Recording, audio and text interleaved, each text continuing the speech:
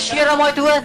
Bir muhabbet var iken, hiç yerde, hiç kısalma, muhabbet sevgi iken, sevgi var iken, muhabbet yok iken, hiç kaçan muhabbetten etme, muhabbet var iken, sevgi var iken, muhabbetten doyun, hiç kaçan, iki aşka baht dileymen, iki aşk bahtlı olsun, şilayım, biz doylandan üfületiyi oturayımız, bunların yaş günlerde, hiç kim bu ne toylada, ama hiç kim şu dört toylada oturayımız, iki yaşka baht dileymen, bahtlı olsun, şu 9 saatteki, 9 aydaki, 9 gündeki şu pis toylandan üfületiyi devrenin yazdırışıp, arak içip oturayımız.